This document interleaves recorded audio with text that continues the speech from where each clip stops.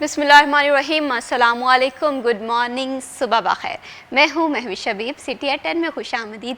इस उम्मीद और इस दुआ के साथ कि आपके दिन का आगाज़ बेहतरीन हुआ होगा, बामकसद हुआ होगा, पुरसुकून हुआ होगा। आज मंडे है और आज का दिन अच्छे से गुजारने के लिए हमें थोड़ी सी ज़्यादा से एनर्जी की ज़रूरत होती है और आपके दिन को बेहतर बनाने के लिए, आपकी ज़िंदगी को बेहतर बनाने के लिए सिटी एट 10 में हम कोशिश करते हैं कि वो तमाम तर टॉपिक शामिल करें जो कि आपकी ज़िंदगी को कहीं ना कहीं इफ़ेक्ट कर रहे होते हैं। तो आज के दिन के हवाले से सबसे पहले हम आज के प्रोग्राम में जानेंगे कि आज का मौसम कैसा रहेगा और इसके साथ साथ जब हम अक्सर घर से बाहर निकलते हैं, गली मोहल्लों के मसाइल देखते हैं कि हमारी जो गलियां हैं वो टूट फूट का शिकार हैं, समाजी मसाइल भी हैं, माशरती मसाइल भी हैं। तब हमारे जहन में एक सवाल आता है, क्या बल्दियाती इदारे अगर बहाल होते तब भी हमारे शहर का यही हाल होता?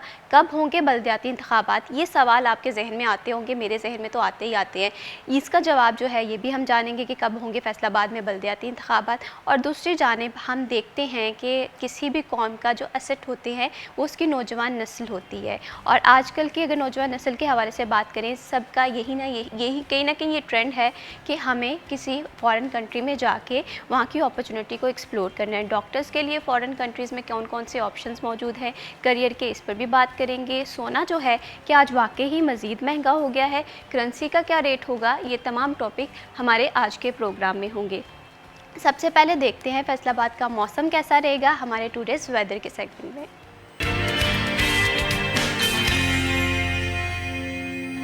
फैसलाबाद के मौसम के हवाले से बात करें तो ये पूरा हफ़्ता हम देख रहे हैं कि मौसम काफ़ी ज़्यादा खुशगवार हो गया है। कल से हम देख रहे हैं कि हल्की हल्की बारिश जो है वो शहर में हमें देखने में मिल रही है। आज का मौसम कैसा रहेगा, मरियम रज़ा हमारे साथ मौजूद हैं। मरियम, बताइएगा क्या वेदर की अपडेट्स हैं? जी बिल्कुल, शहर फैसलाबाद के मौसम के हवाले से बात करें तो इस वक्त फैसलाबाद में मुसलसल बारिश का सिलसिला जारी है। गुज़िश्ता रोज़ भी शहर फैसलाबाद में तकरीबन 3 बजे के करीब से बारिश का सिलसिला शुरू हुआ, जो शाम तक जारी रहा और उसके बाद दोबारा से रात गए से शहर फैसलाबाद में इस वक्त बारिशों का सिलसिला जो है वो जारी है। हल्की फुहार की बारिश है, कहीं तेज़ है तो कहीं हल्की बारिश है, जिसकी वजह से फैसलाबाद का मौसम जो है वो भी बेहतर हो रहा है और उसके साथ साथ फ़िज़ा में खुनकी भी महसूस की जा रही है।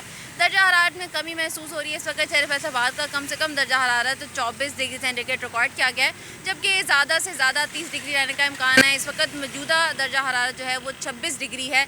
महकमा मौसमियात के मुताबिक हवा में नमी का तनासुब 80% से ज़ायद है, जबकि हवाएं इस वक्त 4 किलोमीटर फ़ी घंटा की रफ्तार से चल रही हैं। लेकिन उसके साथ साथ महकमा मौसमियात की जानिब से इस बात की पेशन गोई की गई है कि आज दिन भर मुसलसल इसी तरह से बारिश का सिलसिला जो है वो जारी रहेगा और आइंदा 3 रोज़ तक ये मौसम जो है इसी तरह से फैसलाबाद के अंदर दिखाई देगा। तो इसके अंदर एहतियाती तदाबीर बहुत ज़्यादा ज़रूरी हैं। पहली बात है कि घर से जो है वो गैर ज़रूरी सफ़र के लिए बाहर ना निकलें। अगर आपको निकलना पड़ता है तो एहतियाती तदाबीर के साथ निकलें, छतरी का इस्तेमाल करें, रेन कोट का इस्तेमाल करें ताकि बीमार जो है वो ना हो आप बारिश में भीग कर। उसके साथ साथ जो PDM है उनकी जानिब से ये कहना है कि जो इस वक्त कच्चे मकानात में मुकीम हैं वो किसी बेहतर जगह पर जाकर मुकीम हो जाएँ। उसके साथ साथ जो बिजली की नंगी तारें हैं, खंभे हैं, उनसे दूर रहें। बच्चे जो बाहर खेलते हैं गली के अंदर उनको भी उनसे दूर रखें ताकि कोई भी नाखुशगवार वाक़या जाए वो पेश ना आ सके। जी बहुत शुक्रिया मरियम तफसीलात से आगाह करने के लिए। मौसम तो वाकई फैसलाबाद का काफ़ी ज़्यादा खुशगवार हो गया है,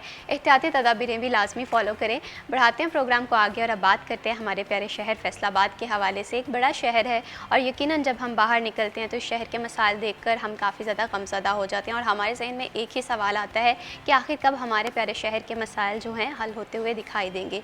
दूसरी जानिब बल्दियाती इदारों के हवाले से बात करें तो ये बात की जाती है कि जिस शहर में, जिस इलाके में बल्दियात हाल होता है वहाँ के जो मसाइल हैं वो अमूमन जल्दी हल हो जाते हैं। तो बल्दियाती इंतखाबात कब होंगे, इस पर बात करेंगे। बल्दियाती इदारों का फ़ाल होना कितना ज़रूरी है फैसलाबाद के लिए, इस टॉपिक को भी डिस्कस करेंगे। लेकिन टॉपिक्स पे बात करने से पहले हमारे जो आज के मेहमान उनका तारुफ़ करवा दूँ। आज हमें प्रोग्राम में ज्वाइन किया है मियाँ ताहिर अयूब साहब ने, माहिर बल्दियात हैं, रहनुमा जमात इस्लामी भी हैं। फैसलाबाद के जितने भी मसाइल हों उन्हें हल कराने के लिए, उनके लिए आवाज़ उठाने के लिए हमेशा से हमें सर फहरिस्त नज़र आते हैं। अस्सलाम वालेकुम। वालेकुम अस्सलाम। कैसे हैं आप मियां साहब? अल्लाह का शुक्र। अल्हम्दुलिल्लाह मैं बिल्कुल ठीक हूँ। Thank you so much for joining us in this program. इन्हीं के साथ हमें ज्वाइन किया है सिटी 41 के सीनियर रिपोर्टर अब्दुर्रहमान ने। अस्सलाम वालेकुम। जी वालेकुम सलाम। कैसे हैं अब्दुर्रहमान अल्लाह का आप? शुक्र, आप सुनाएं। अल्हम्दुलिल्लाह मैं बिल्कुल ठीक हूँ। Thank you so much Abdurrahman for joining us in this programme. Mian Tahir Ayub साहब, आपसे गुफ्तगू का आगाज़ करेंगे। फैसलाबाद के शहर का मौसम तो काफ़ी खुशगवार हो गया है बारिश होने के साथ, लेकिन हम चाहते हैं हमारे पूरे शहर का मौसम इसी तरह से खुशगवार रहे। शहरी जब जाएँ तो देखें कि गली मोहल्लों के मसाइल भी हल होते हुए हमें दिखाई दें, लेकिन ये हो नहीं रहे। बल्दियाती इंतखाबात ना होने की वजह क्या है आखिर?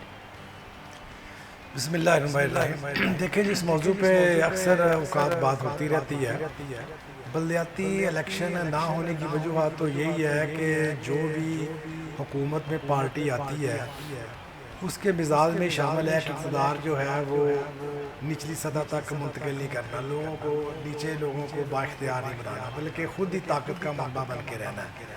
और उसमें सबसे बड़ी रुकावट होते हैं जो पार्लियामेंट के मेंबर बन जाते हैं, MNA MP है।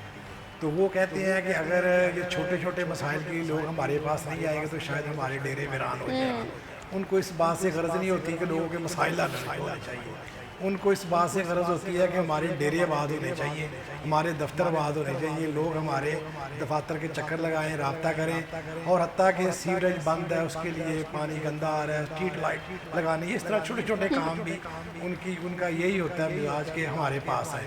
तो वो सबसे बड़ी रुकावट बल्दियाती इलेक्शन में ये होती है। आप देखें कि पिछले जितने भी टनोर गुजरे हैं, पीपल्स पार्टी का, नून लीग का, PTI का, अब दोबारा नून लीग का, तो किसी भी जमहूरी हुकूमत जो है उसने बल्दियाती इलेक्शन करवाने की कोशिश नहीं की। अगर कभी करवाए भी गए हैं तो सुप्रीम कोर्ट के बार बार कहने के बाद और उसके बार बार आर्डर पास करने के बाद 2015 में करवाए गए थे, वरना नहीं करवाए गए। बल्दियाती इलेक्शन जो आमरीत का दौर होता है, फौजी हुक्मरान होते हैं, उस दौरान चूँकि पार्लियामेंट नहीं होती, अदारे जो पार्लियामानी अदारे वो ख़त्म होते हैं, तो उनको ज़रूरत होती है लोकल बॉडीज़ की। तो वो लोकल बॉडीज़ का कानून भी बनाते हैं और उसके दौरान वो इलेक्शन भी करवाते हैं। तो यही वजह है कि आप देख लें पाकिस्तान के अंदर है जो बल्दियाती जितने भी कवानीन बने हैं, आर्डिनेंस बने हैं, उनमें से एक अयूब खां के दौर में बना, उसके बाद जनरल ज़िया के दौर में बना 1979 का, फिर परवेज़ मुशर्रफ के दौर में बना 2001 वाला, और उसके बाद एक वाहिद जो था बल्दियाती एक्ट जो पास हुआ था वो 2015 वाला था जो जमहूरी हुकूमत में पास हुआ है, वरना जमहूरी हुकूमत किसी में भी कोई भी बल्दिया एक्ट पास नहीं हुआ। तो सबसे बड़ी रुकावट तो ये जमहूरी हुकूमतें ही है। बिल्कुल, और इसी तरह से अगर बल्दियात शहर में होना, हम देखेंगे कि बहुत सारे मसले मसाइल हैं वो मिनटों में हल होते हुए दिखाई देंगे। अभी जिस तरह से आपने निशानदेही की कि गली मोहल्लों में सीवरेज का जो सिस्टम है वो अक्सर ख़राब रहता है और उस एक छोटे से मसले हल कराने के पीछे भी इतना वक्त लग जाता है। तो अब्दुर्रहमान, आप क्या सोचते हैं, क्या समझते हैं कि अगर शहर में बल्दियात जो है वो बहाल हो जाए तो हमारे जो शहर के मसाइल हैं वो कैसे हल हो सकते हैं? और देखिए, मैं बस जो सूरत हाल बनी हुई है इसमें एक ही पार्टी की फेडरल गवर्नमेंट है, उसी की पंजाब गवर्नमेंट है। अगर बल्दियात बहाल भी हो जाए फ़र्ज़ करें, तो अगर वो काम नहीं करवाना चाहेंगे तो फिर क्या हो सकता है। अभी यहाँ पर पूरे फैसलाबाद की ये 10 महीने हो गए हैं, 8 महीनों का ये माली साल है, 6 महीने इसके 2 आगे, तो कोई भी स्ट्रीट लाइट्स फैसलाबाद में एक भी ख़रीदी नहीं गई। फैसलाबाद की किसी सड़क पर कोई भी काम नहीं हुआ, फैसलाबाद के कोई भी रोड पर पैच वर्क नहीं लगा। तो ये नाहली की मिसाल मैं दूँ कि यहाँ पर जो एडमिनिस्ट्रेटर थी म्यूनसिपल कॉरपोरेशन की कमिश्नर, उनको प्रमोट करके लाहौर कमिश्नर लगा दिया गया। मतलब ये हमारे जो है वो रवाज है। अभी यहाँ पर जितने भी फ्लड कैंप चल रहे हैं, आप CM के ट्वीट देखें, CM का सोशल मीडिया देखें, वो सबसे ज़्यादा ब्यूरोक्रेसी पे फोकस्ड है। डिप्टी कमिश्नर्स पे ये DC ने ये कर दिया, वो एक जो है वो DC ग्लासेस लगा के संदूक निकाल रहा है, तो वो तस्वीरें वायरल है। जो मज़दूरों के करने के काम है वो ब्यूरोक्रेसी खुद कर रही है और फ़ोटो बनवा रही है, बिरयानी के डब्बे दे रही है, और जो काम है एक मेयर लाहौर के करने का वो CM साहबा खुद कर रही है। कभी इंक्रोचमेंट, कभी पैराफोर्स, कभी किसी काम का, ये सारा का सारा है लोकल बॉडीज़ का काम। इंक्रोचमेंट का काम हो गया, या रोड्स का काम, या सड़कों के ढक्कन, या इस तरह से जितने भी काम ये CM आपको करती नज़र आएंगी, ये बेसिकली लोकल बॉडीज़ के काम है। इनका काम है लेजिस्लेशन करना, जो कि इनको नहीं आती करनी। इनका काम होता है पंजाब असम्बली में पंजाब के हवाले से, जैसे ये लोकल बॉडीज़ का बिल पेश करना, ये जब से हुकूमत बनी है साल से ज़्यादा अरसा हो गया बिल कायमा कमेटियों के चक्कर खा रहा है। कोई पता नहीं कब किस कमेटी में चला जाता है, कब मंजूर हो जाता है, और इससे हर बार नई शुनीद मिलती है, नई खबर मिलती है कि कभी ये 9 चेयर कौंसलर होंगे, उसमें से चेयरमैन बनेगा, कभी कोई तरीका, कभी कोई और हम तरीका। हर दफ़ा ये सोच के बैठ जाते हैं कि बल्दियाती इंतखाबात होने लगे हैं। और बल्दियाती छोड़ें, अभी तो इन्होंने इलेक्शन कमीशन को लेटर लिख के ये बाई इलेक्शन भी मुलतवी करवा दी है। मतलब कि इनको लगता है कि इनका हुकूमत में ही रहना ज़रूरी है, उसी वजह से सारा कुछ होगा, और इख्तियारात नीचे मुंतकिल करना तो दूर की बात, वो अपनी कैबिनेट में भी तकसीम करना उसको गवारा नहीं समझते।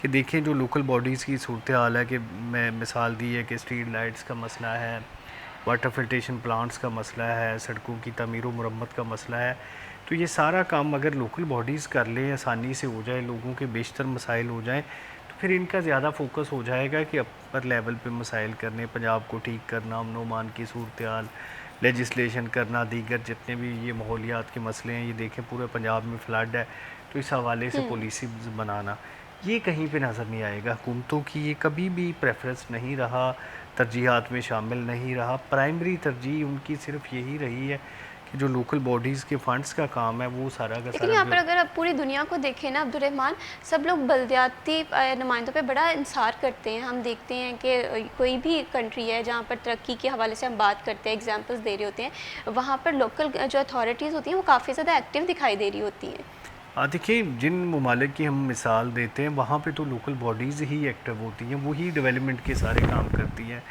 उनका लेजिस्लेशन से कोई काम नहीं होता। असम्बली ने सिर्फ लेजिस्लेशन करनी है, असम्बली ने अपने सूबे का या जो है वो मरकज़ का काम चलाना है, बाकी सारा काम लोकल बॉडीज़ ने करना है। मतलब जो है वो मेयर लंदन ही तय करता है कि मेट्रो उधर कैसी होगी, रेंट उसका कितना होगा, जबकि हमारे यहाँ पे ये वज़ीर आला ने तय करना होता है। तो ये इससे आप इनकी तरजीहात का फ़र्क का अंदाज़ा लगा लें, इससे आप देख लें कि चीज़ें कहाँ पे हैं। और फिर जब जैसे मियाँ साहब ने कहा कि जब डेमोक्रेसी नहीं होती तो अनफॉर्चुनेटली फिर लोकल बॉडीज़ ज़्यादा स्ट्रॉन्ग होती हैं, ज़्यादा मजबूत होती हैं। जो भी डिक्टेटर आता है वो अपने यूनिट्स नीचे तक लाता है, ग्रास रूट लेवल तक डेवलपमेंट सारी की सारी, वो लोगों को रियलाइज्ड होता है कि अब ये ज़्यादा बेहतर चीज़ें हुई हैं, लोकल बॉडीज़ ज़्यादा मजबूत हुई है, और वो लोकल बॉडीज़ की टीम बना के ही हुकूमत करता है 5 7 10 साल जितनी भी करे।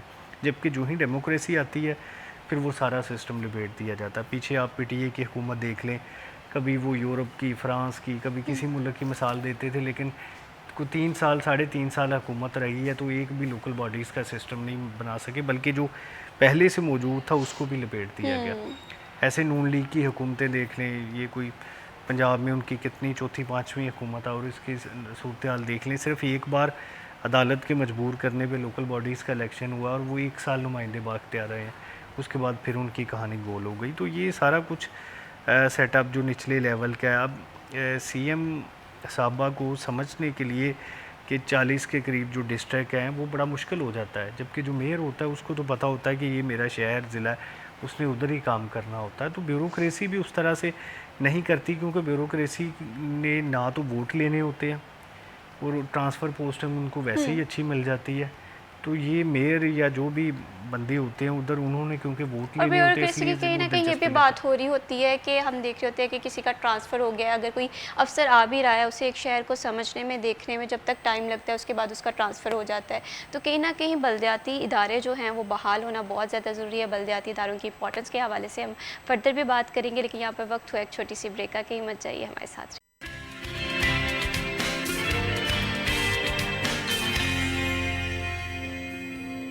CTR 10 में वंस अगेन खुश आमदीद। बात हो रही है बल्दियाती इंतखाबात के हवाले से कि बल्दियाती इंतखाबात कब होंगे, और इसके साथ साथ हम देख रहे हैं कि किसी भी शहर की खूबसूरती के लिए, गली मोहल्लों की ताज़ीर तामीर, जितनी भी टूटी फूटी सड़कें हैं उसके लिए बल्दियाती नुमाइंदों का होना बहुत ज़्यादा ज़रूरी है। सबसे अहम वजह तो ये होती है कि अवाम को उनके दरमियान से ही किसी एक पर्सन को मुंतखब करने का मौका मिलता है, एहतसाब भी कहीं ना कहीं ज़्यादा आसान हो जाता है। मियां ताहिर अयूब साहब, आपसे मैं ये जानना चाहती हूँ, फैसलाबाद के हवाले से बात करें। बदकिस्मती है कि काफ़ी अर्सा हो गया यहाँ पर हमें बल्दियाती इदारे उस तरह से फ़ॉल नहीं नज़र आए। तो अगर बल्दियाती इदारे फ़ॉल हो जाएं, फैसलाबाद के कौन कौन से अहम मसाइल हैं जो कि आपको हल होते हुए फिर दिखाई देंगे? देखें जी, मसाइल तो जितने भी म्यूनसिपल सर्विस से रिलेटेड मसाइल हैं वो तो सारे के सारे दिन ब दिन बढ़ते चले जा रहे हैं। सड़कों का आप देख लें कि सड़कें टूट फूट का शिकार हो रही हैं, और इसमें बहुत सी ऐसी सड़कें हैं कि जिनको नए सिरे से बनाने की ज़रूरत नहीं है, सिर्फ वो पैच वर्क से ही ठीक हो सकती हैं। और कॉरपोरेशन के पास फ़ंड भी होता है पैच वर्क का, लेकिन अगर बल्दियाती इदारे हों तो वो निशानदेही कर देते हैं बल्दियाती नुमाइंदे, और वो पैच वर्क हो गए, वो सड़कें जो है वो दोबारा इस तरह से नहीं बन जाती हैं। स्ट्रीट लाइट का जैसे अब्दुर्रहमान ने बताया कि पूरे शहर की स्ट्रीट लाइट, अब्दुर्रहमान तो कह रहे थे ना कि स्ट्रीट लाइट ख़रीदी नहीं गई। मैं कहता हूँ कि फैसलाबाद शहर की तकरीबन आप समझ लें 60% स्ट्रीट लाइट ऐसी हैं जो ठीक है, सिर्फ उनको रिपेयर करने की ज़रूरत है कि उनकी जंपर वगैरह ख़राब है या उनको देखने की ज़रूरत है, वो चल जाएगी। लेकिन गाड़ियाँ भी मौजूद हैं, स्टाफ भी मौजूद है, लेकिन तवज्जो नहीं है। इस वजह से मेन रोड की आप देख लें, गली महलों की देख लें, स्ट्रीट लाइट्स बंद है। अच्छा, पार्कें आप देख लें, पार्कें जहाँ पे बनी हुई हैं वो अभी बारिशों के दिनों में वो जोड़ का मंजर पेश कर रही हैं। जब बल्दियाती इदारे थे तो जो पार्कें होती तो फौरी तौर पे हम PHA या वासा से रब्ता करके तो वहाँ पे उनको पंप वगैरह लगा के तो पानी वगैरह निकाल देते थे ताकि पार्कें जो है वो जोड़ का मंजर पेश ना करें। अब पार्कों की लाइटें भी बुझ चुकी हैं, पानी भी जब से ये सीज़न शुरू हुआ मानसून का वैसे का वैसे पानी खड़ा है।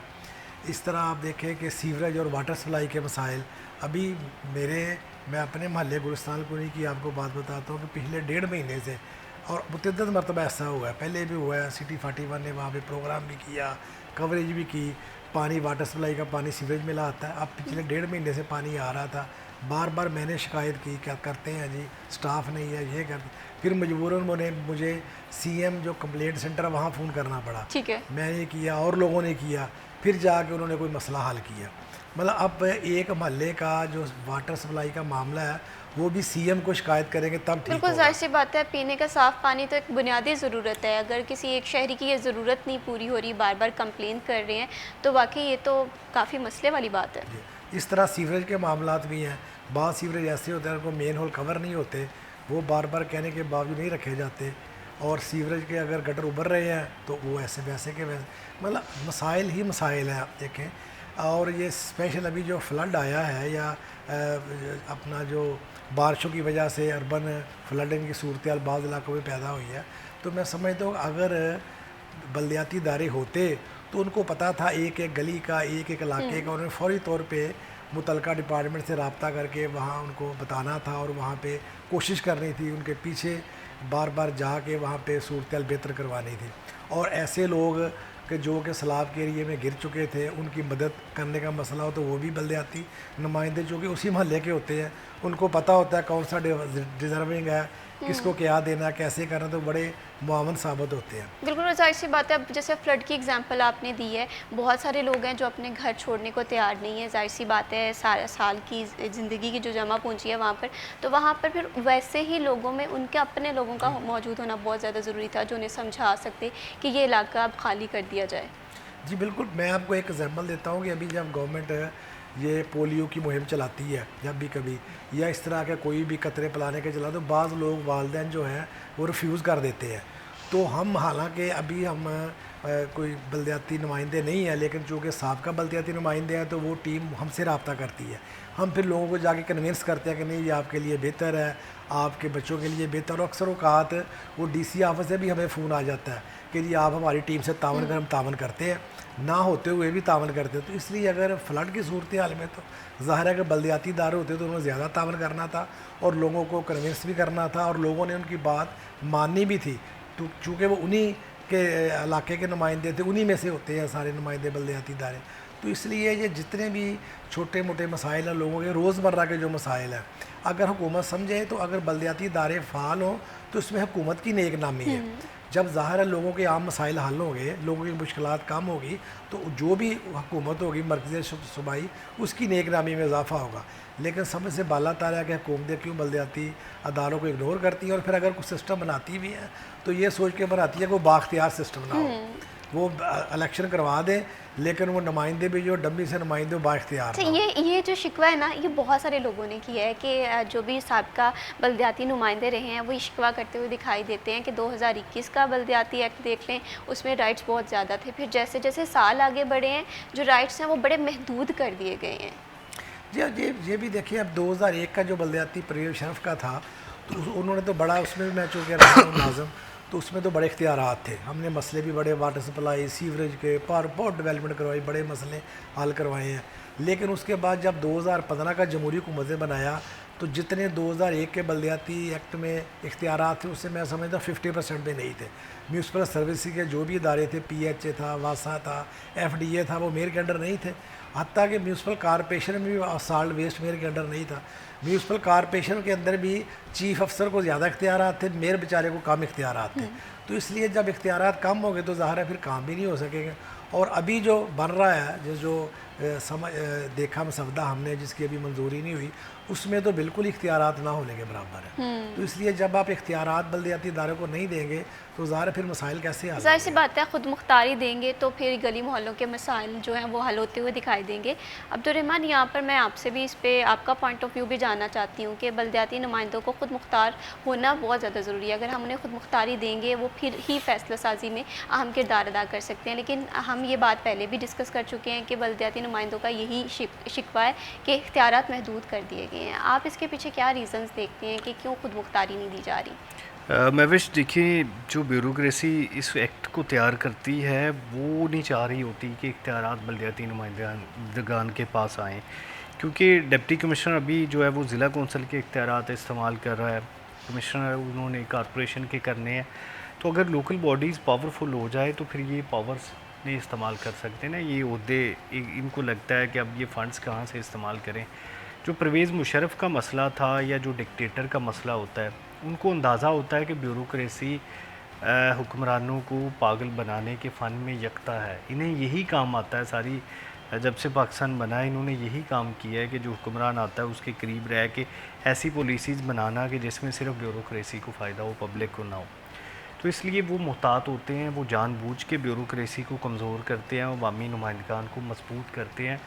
इवन के जो नाज़म था या जो मेयर था वो इनकी रिपोर्ट्स लिखता था, या इनके जो है वो इसमें जो ACR थी वो लिखता था। तो फिर ये मजबूर होते थे कि उसके काम करने के लिए, वरना ये MP MNAs के मिनिस्टर्स के काम भी नहीं करते। ब्यूरोक्रेसी इस मुल्क पर सबसे जो बड़ा सेब है वो ब्यूरोक्रेसी की सूरत में ही नाज़िल हुआ है कि वो ना कोई काम करते हैं ना किसी को करने देते हैं। जो नोटिंग ड्राफ्टिंग इनको आती है या सिखाई जाती है एकेडमीज़ में, वो सारी ज़िंदगी बस यही करते हैं कि नोट लिख दिया, उस पर ब्रीफ कर दिया, मीटिंग्स कर ली। अब कोई भी डिप्टी कमिश्नर देख लें, उसका एक महीने का शेड्यूल निकाल लें, कम से कम 500-700 मीटिंग्स उसने की होंगी और उसका जो नतीजा है वो ज़ीरो होगा। जो उसका फील्ड विज़िट है वो दर्जनों में होगा या शायद 10 से भी नीचे हो, लेकिन जो रिज़ल्ट्स होंगे एंड रिज़ल्ट वो ज़ीरो होंगे। बिल्कुल। और ये जो मीटिंग पे मीटिंग है, इस मीटिंग के चक्कर में हमारा शहर जो है और हमारे शहर के लोग सफ़र कर रहे हैं। कोई भी अफसर ड्यूटी पे नहीं बैठा वो DC की मीटिंग में है, वो ड्यूटी पे नहीं बैठा वो कमिश्नर की मीटिंग्स में है। अब इन मीटिंग्स का अगर कोई नतीजा निकले तो चीज़ें बेहतर हो जाएँ। म्यूनसिपल सर्विसेज दिन ब दिन बदतरीन होती जा रही हैं। ये अब सोशल मीडिया का दौर है, 2025 चल रहा है और फैसलाबाद इतनी बुरी सूरत हाल में शायद कभी भी ना हो। जितना साल गुजरने के बाद चीज़ें बेहतर होनी चाहिए, हमारे उतनी ज़्यादा बदतरीन होती जा रही हैं और कोई पूछने वाला नहीं है। ये अभी जो DC का नंबर है वो 30वां नंबर आया था परफॉर्मेंस में, लेकिन अभी तक DC साहब इधर ही हैं। परफॉर्मेंस उससे भी बदतरीन होती जा रही है, सड़कें ज़्यादा टूट फूट का शिकार होती जा रही हैं, चीज़ें ज़्यादा वर्स्ट होती जा रही हैं। कमिश्नर को जो मैंने बताया कि बल्कि प्रमोट करके लाहौर डिवीज़न में लगा दिया गया। ये तो सूरत हाल है यहाँ पे ब्यूरोक्रेसी के हवाले से कि जो जितना ज़्यादा बुरा परफॉर्म करता है उसकी उतनी ही ज़्यादा प्रमोशन होती है। कभी भी ब्यूरोक्रेसी को, पुलिस अफसरान को उनकी नाअहली की वजह से खुडे लाइन नहीं लगते देखा ना। ये पाकिस्तान में यही सबसे बड़ा मसला होता है कि एहतसाब अवामी नुमाइंदगान का पब्लिक करती है वोट के ज़रिए। बाकी जो ब्यूरोक्रेसी, पुलिस या दीगर जितने भी अहदेदारान हैं उनके एहतसाब का कोई रवाज नहीं है। वो जो नहीं काम करता उसकी रिप्यूट ज़्यादा बेहतर होती है रिपोर्ट्स की नज़र में, क्योंकि उसके इश्यूज़ कम होते हैं, सो उसकी जो है वो प्रमोशन भी ज़्यादा आसान हो जाती है। जो कोई बेचारा कुछ प्रोजेक्ट पे काम कर लेता है जिस वजह से उसके इश्यूज़ बनते हैं, तो उसकी रिप्यूट जाहिर सी बात है, उससे मसले मसाइल भी आएंगे। वो अपनी सीट से उठ के शहर निकलेगा, वो देखेगा कि शहर के मसाइल क्या हैं, हल कराने में इकदाम भी किए जाएंगे। तो कहीं ना कहीं हमारे यहाँ ना, मुझे ये लगता है कि अब्दुर्रहमान मुखलिस लोग जो है ना, उनकी कमी है, जो कि डिज़र्व करते हैं ये सीट्स, ताकि हमारे जो शहर के मसाइल हैं वो हल होते हुए हमें दिखाई दें। यहाँ पर आकर मुझे लग रहा है कि थोड़ी सी गुंजाइश रह जाती है। कंपटीशन के ज़रिए आते हैं, ये कोई ये नहीं बात कि ये वैसे उठा के लगा दिए, एक पूरा पेपर है, प्रोसीजर है। लेकिन उसके बाद जो इस सिस्टम में जो कहते हैं ना, इस अमाम में सारे ही नंगे, वो फिर दौड़ लग जाती है कि अब हमने बाहर की नेशनलिटी लेनी है। बहुत सारे ब्यूरोक्रेट्स जिनकी फैमिलीज़ बाहर बैठी हैं, उनके बच्चे बाहर बैठे हैं, बहुत सारे अहम ओहदों पे फाइज लोग जिनका वाहद मकसद होता है उस होते की वजह से बाहर की नेशनलिटी। बिल्कुल इसी तरह से अगर फैसलाबाद के मसाइल के हवाले से बात करें, बेशुमार ऐसे मसाइल हैं जो कि यहाँ पर अगर लोकल अथॉरिटीज़ मौजूद हो तो वो फ़ौरन से हल होते हुए दिखाई देंगे। बल्दियाती इंतखाबात के बाद अगर हम देखेंगे कि बल्दियाती इदारे फ़ाल हो रहे हैं तो इस शहर को कितना फ़ायदा होगा, इस पर बात करेंगे। लेकिन यहाँ पर एक छोटी सी ब्रेक का, कहीं मत जाइए, हमारे साथ रहिए।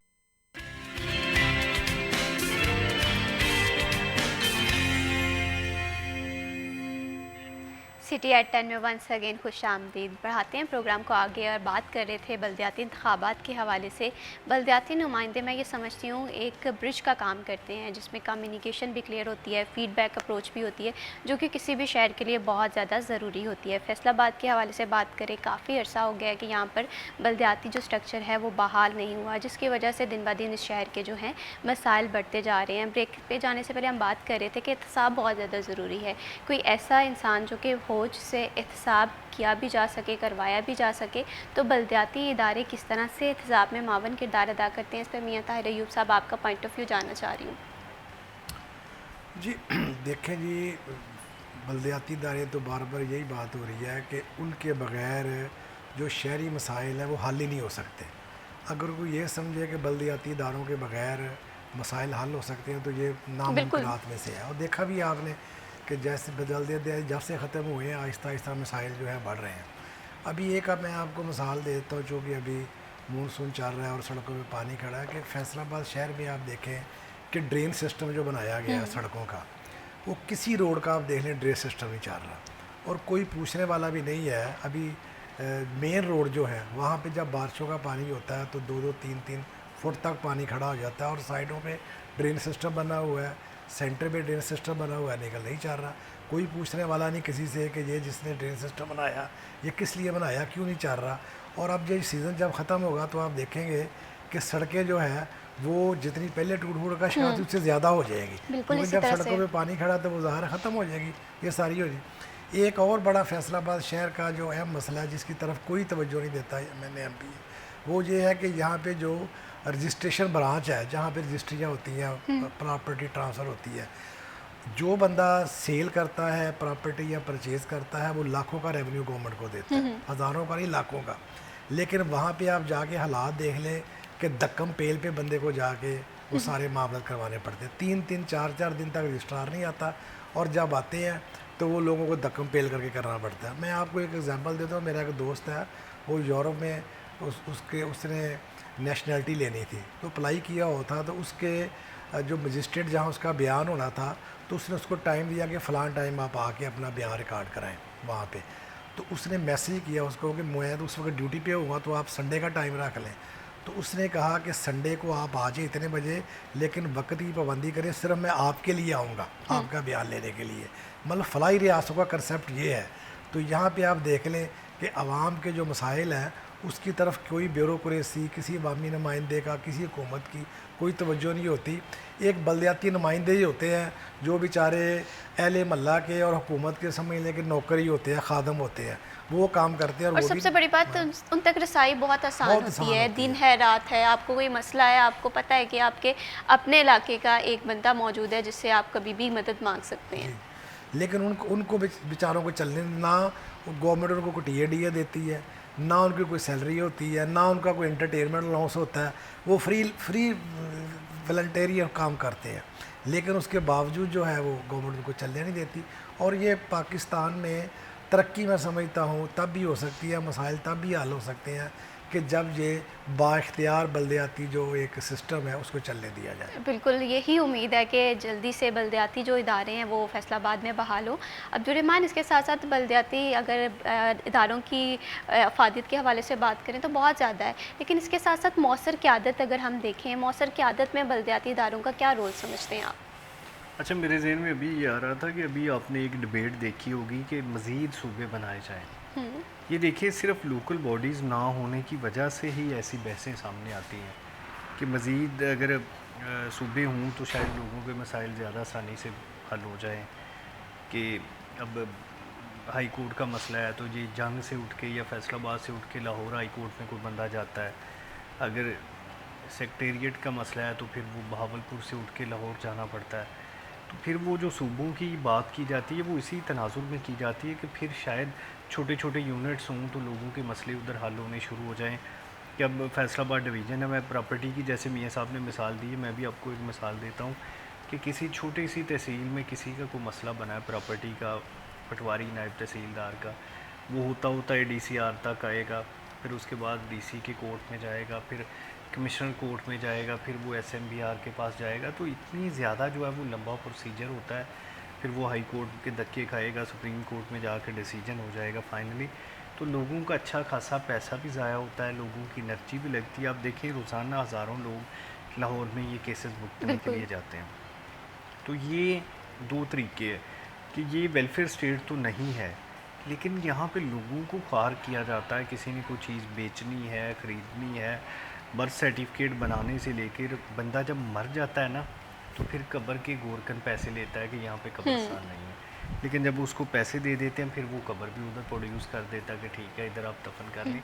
ये सूरत हाल है पाकिस्तान में रहने वालों की कि जब ज़िंदा हैं तो इन्होंने बिजली के बिल्स पे करने हैं, मुख्तलिफ यूटिलिटी बिल्स देने हैं। जब मर जाते हैं तो फिर भी पैसे दे के दफन होगा। और जब पैदा होना बच्चा, जब बच्चा पैदा होना फिर वो बर्थ सर्टिफिकेट के पैसे देगा। मतलब रिश्वत यहाँ से शुरू हो जाती है और एंड तक चलती रहती है। और ये पूरा सेटअप बनाया ही अंग्रेज़ ने यहाँ पे रूल करने के लिए बनाया था, लेकिन उसके बाद जो हमारी यहाँ पर जो हुकूमत थी या रूलिंग पार्टीज़ ने ब्यूरोक्रेसी के साथ मिलकर ये सारा सेटअप ऐसे ही रहने दिया। पुलिस के आप देख लें, जितने भी एक्ट हैं वो सारे के सारे अंग्रेज़ दौर के बने हुए हैं। कोई भी दफात निकाल लें, वो कोई भी फौजदारी सिस्टम अपडेट नहीं किया, कुछ भी अपडेट नहीं किया, बल्कि जो लैंड रिकॉर्ड सेंटर का कुछ सिस्टम अपडेट किया था। तो अब लोग दुआ करते हैं कि इससे पटवारी बेहतर थे कि वो पैसे लेके काम कर देते थे। अब तो पैसे भी लोग देते हैं और उसके बाद जो है वो काम भी नहीं होता है। और फिर सबसे बड़ा मसला ये है कि इस पे लोग ववेला करते हैं, दुहाई मचाते हैं, शिकायतें करते हैं, किसी के कान पर जूं तक नहीं रेंगती। जो ये रेवेन्यू के मामला आता है ये ऊपर तक सब लोग इससे फैज़याब होते हैं। इस वजह से ना कोई पटवारी के ख़िलाफ़ कार्रवाई करता है, ना उस सब रजिस्ट्रार के ख़िलाफ़ कार्रवाई करता है कि वो पूरे पंजाब में कोई भी सब रजिस्ट्रार अपनी सीट पे नहीं बैठता। ये ऐसा ओपन सीक्रेट है कि जिसका CM को भी पता है, PM को भी पता है, पूरी मिनिस्ट्रीज़ को पता है, डिप्टी कमिश्नर को सभी को पता है। जब मर्ज़ी चले जाएँ कोई भी सब रजिस्ट्रार आपको नहीं मिलेगा, लेकिन कोई नहीं पूछता। बिल्कुल इसी तरह जब मर्ज़ी चले जाएँ कोई भी बंदा जो है वो अपनी ड्यूटी पे मौजूद नहीं होता। SH उसको पाबंद किया हुआ है कि आपने इतने घंटे बैठना, कोई नहीं बैठता। अब सबको ये बहाना मिला हुआ है कि वो सैलाब आया तो उधर है।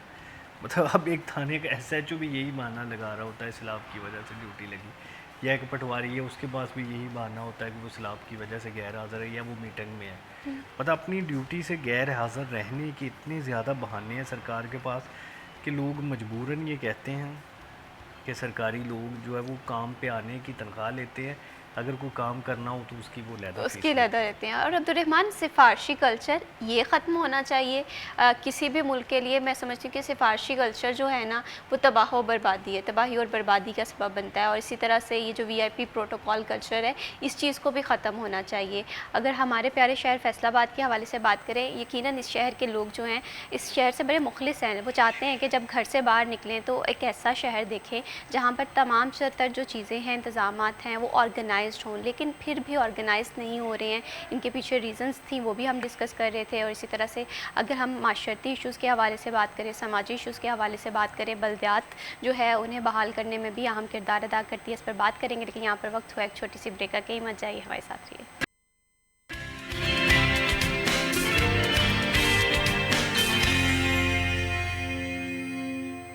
सिटी एट 10 में वंस अगेन खुश आमदीद। बढ़ाते हैं प्रोग्राम को आगे और अब बात करते हैं सालगिरह के हवाले से।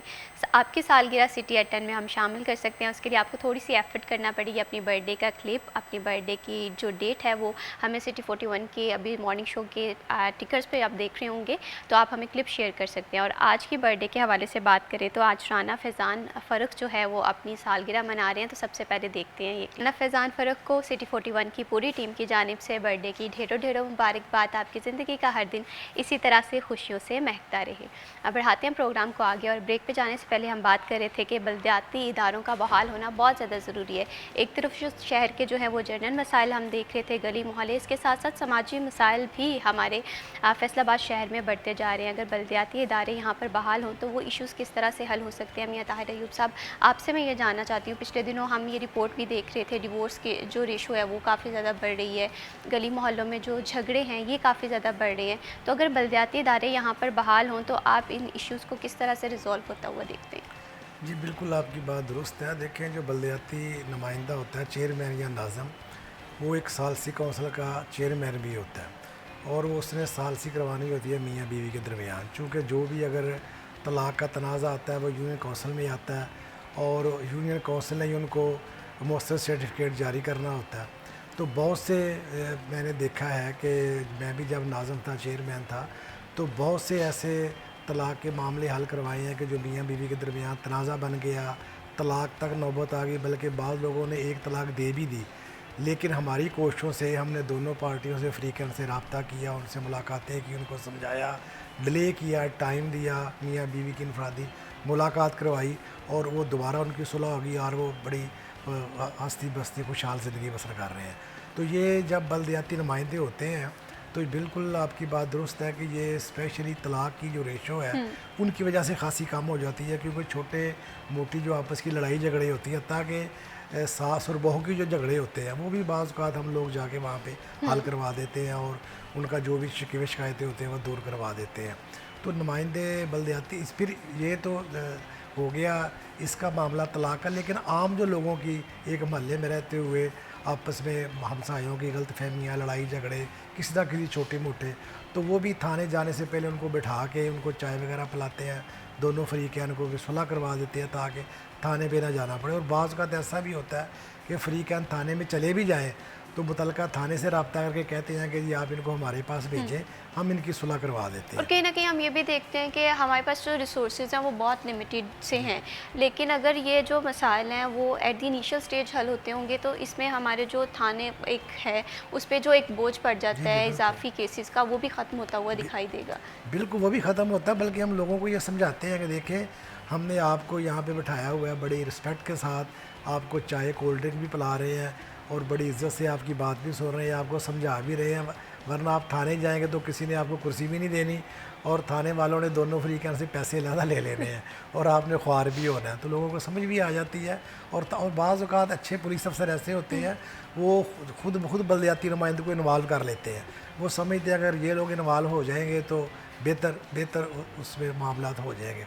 अभी ये पिछले दिनों मुहर्रम गुज़रा है, अभी ये 12 रबीउल अव्वल जो गुज़रा है, तो इसमें भी जो पुलिस अफसरान होते हैं वो बलदियाती नुमाइंदों को बुला के उनके साथ मीटिंग करते हैं कि यार ये जुलूस के रूट से अगर कहीं कोई तनाज़ा बने तो आपके महल्ले का मसला है वहीं पे बैठ के हल करवा दें, और ऐसा होता भी है, हम हल भी करवा देते हैं। तो इसलिए बलदियाती, तो मैंने जैसे पहले बताया कि बलदियाती नुमाइंदे तो बेचारे जिस काम के लिए उनको बुलाएं उस काम के लिए हाज़िर होते हैं, सुबह हो, शाम हो, दिन हो, रात हो, वो सारे मामले हल करवाते हैं। बिल्कुल, और इसी तरह से है। और इनकी इंपॉर्टेंस, जैसे मैंने बात की कि इस पे कोई दूसरी राय है ही नहीं है कि बलदियाती स्ट्रक्चर का बहाल होना किसी भी शहर के लिए बहुत ज़्यादा ज़रूरी है। अब फैसलाबाद में देखते हैं कि ये जो इदारे हैं ये कब बहाल होते हैं और कहते हैं कि उम्मीद जो है अब्दुर्रहमान वो अच्छी ही करनी चाहिए। अब देखते हैं कि यहाँ पर बलदियाती इदारे कब बहाल होते हैं। इसके साथ साथ अब्दुर्रहमान, शहर के मसाइल तो मैंने फिर भी देखा है कि शहरी लोगों को अपनी राइट्स के हवाले से अवेयरनेस होती है, वो कहीं ना कहीं बातचीत जो है करके अपने मसाइल हल करवाते हुए दिखाई दे रही होती हैं। देही इलाकों की जो सिचुएशन होती है वो इससे बरक्स होती है। अगर इस बार हम बात करें यूनियन कौंसिल की या देही इलाकों की, तो कौन कौन से ऐसे मसाइल हैं जो कि अभी आप वहाँ पर देख रहे हैं कि काफ़ी ज़्यादा हैं? गाँव देहात के हवाले से जो है वो ज़्यादा मसाइल हैं, गंभीर हैं। वहाँ पे जब बारिश होती है पानी की निकासी का इंतज़ाम नहीं होता, वहाँ पे जो है वो सीवरेज का मसला बहुत ज़्यादा होता है, पानी खड़ा रहता है। जब जिस भी सड़क पे पानी खड़ा है ना, वो कई कई दिन तक खड़ा रहता है। या तो कच्ची सड़कें हैं या फिर सोलंग नालियाँ हैं, उनका सेटअप है वो अक्सर बंद रहता है। और वो शहर में तो लोग सोशल मीडिया पे रोला डालते हैं, वासा है, PHA है, FWMC, MCF है, कितने महकमे हैं। गाँव में सिर्फ ज़िला कौंसल है और उनके पास अमला ना होने के बराबर है। वहाँ पे किसी को भी कोई भी शिकायत है तो वो कभी भी हल नहीं होती। इसी तरह से डिस्पेंसरियों का मसला होता है कि डिस्पेंसरी नहीं होती, मेडिसिन नहीं होती, दूर दराज डिस्पेंसरीज़ हैं, स्कूल हैं। तो गांव देहात की ज़िंदगी को जितना रोमेटिसाइज़ किया जाता है, बरसात में होता है इसके बरक्स है। वहाँ पे तो लोग इन दिनों में जो बेचारे, एक तो चारा उनका सैलाब की वजह से, दूसरी वजह से मुतासर हुआ है, मवेशी मुतासर हुए हैं। फिर ये बरसात में जो है वो बीमारियां लग जाती हैं, मुँह खुर समेत दीगर जो बीमारियां हैं उनकी वैक्सीनेशन का बड़ा मसला होता है। तब गांव देहात में शहर की निस्बत ज़्यादा मसाइल होते हैं।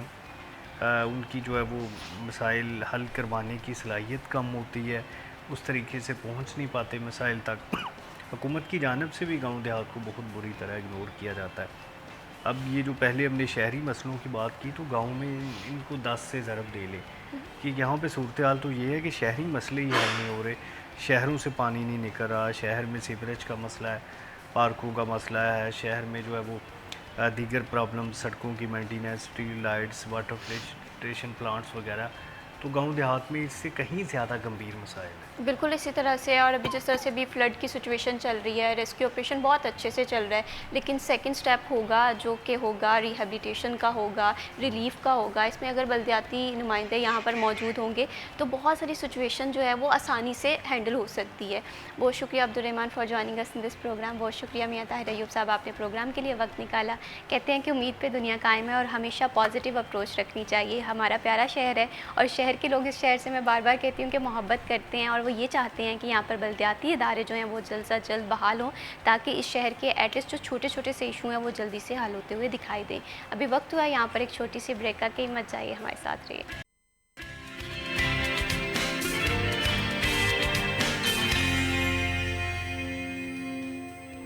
सिटी एट 10 में वंस अगेन खुश आमदीद। अब बात करते हैं कुछ किचन के बजट के हवाले से, और अक्सर किचन के बजट पे जो सबसे ज़्यादा चीज़ इफ़ेक्ट कर रही होती है वो सब्जियों की कीमत है, चिकन की कीमत है, और रोज़ाना इन कीमतों में हम रद्दोबदल देखते हैं। आज मार्केट में क्या प्राइसेस चल रही हैं फ्रूट्स की, वेजिटेबल्स की, तो देखते हैं ये हमारे आज के भाव में। मोहम्मद इनारू हमारे साथ मौजूद हैं। मोहम्मद इनारू, बताइएगा कि आज मार्केट में क्या सिचुएशन देख रहे हैं आप? फैसलाबाद मार्केट कमेटी की जानिब से बरोज़ पीर की रेट लिस्ट जारी कर दी गई है। ब्रायलर मुर्गी का गोश्त साबका कीमत पर कायम रहता हुआ 595 रुपये, मार्केट में 600 रुपये के लगभग फरोख्त किया जा रहा है। इसके साथ साथ अंडा फार्मिंग 3 रुपये महंगा हुआ है, 301 रुपये से बढ़कर 304 रुपये फ़ी दर्जन हो गया है। सब्जियों की कीमतों का जायज़ा लिया जाए तो आलू कच्चा छिलका अपनी साबका कीमत पर कायम रहता हुआ 80 रुपये, मार्केट में 100 रुपये। प्याज 5 रुपये महंगा होता 65 से बढ़कर 70 रुपये, मार्केट में 100 रुपये। और इसके साथ साथ टमाटर 5 रुपये महंगा होता है 130 से बढ़कर 135, मार्केट में 250। अदरक चाइना कीमत बगैर बदल के 400 रुपये, मार्केट में 450। लहसन हरनाई अपनी साबका कीमत पर कायम रहता हुआ 260, मार्केट में 350। सब्ज मिर्च 5 रुपये महंगी होती है 80 से बढ़कर 85 रुपये, मार्केट में 150 रुपये फ़ी किलो में दस्तियाब है। फूल गोभी 5 रुपये महंगी होती है 155 से 160, मार्केट में 180। बंद गोभी की कीमत बगैर बदल के 105, मार्केट में 150। घिया कद्दू साबका कीमत पर कायम रहता हुआ 105, मार्केट में 150 रुपये फ़ी किलो रहा है। इसके साथ साथ शिमला मिर्च 170 रुपये फ़ी किलो, मार्केट में 250। और भिंडी तोरी की कीमत 155 रुपये मुकर्रर की गई है, मार्केट में 200 रुपये में फ़रोख्त की जा रही है।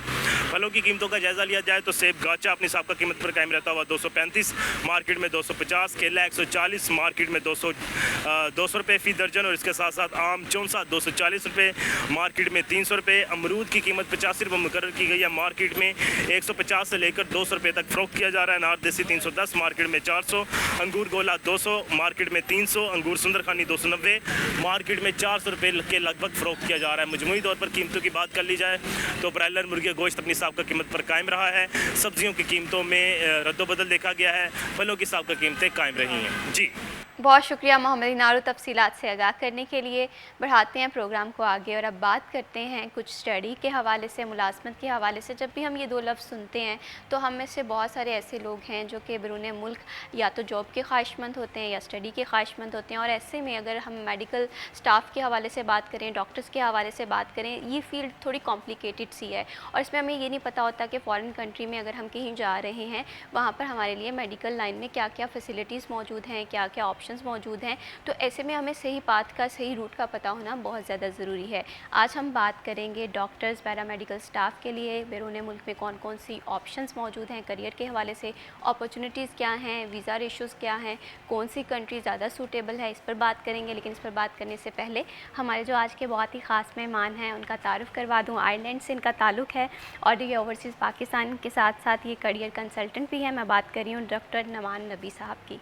अस्सलाम वालेकुम। वालेकुम। कैसे हैं डॉक्टर साहब आप? ठीक ठाक हूँ, आप सुनाएं। अल्हम्दुलिल्लाह मैं बिल्कुल ठीक हूँ। थैंक यू सो मच, आपने हमारे प्रोग्राम को वक्त दिया। सबसे पहले जो अगर मेडिकल स्टाफ के हवाले से बात करें, जाहिर सी बात है पाकिस्तान में भी ये फील्ड बड़ी कॉम्प्लिकेटेड सी है, इसमें कंपटीशन बहुत ज़्यादा है। हम देखते हैं कि बहुत कॉम्पिटेंट डॉक्टर जो हैं वो हमारे पास मौजूद हैं। लेकिन जब हम फॉरेन कंट्री के हवाले से बात करते हैं तो वहाँ पर पर्सपेक्टिव थोड़ा डिफरेंट होता है। जाहिर सी बात है पहले हम पाकिस्तान में कम्पीट कर रहे थे, अब हमें ग्लोबली कम्पीट करना है। तो क्या क्या ऑप्शंस मौजूद हैं किसी फॉरेन कंट्री में? I will first of all मैं आपका शुक्रिया अदा करना चाहता हूँ कि आपने मुझे इनवाइट किया और just give me the possibility to express my views.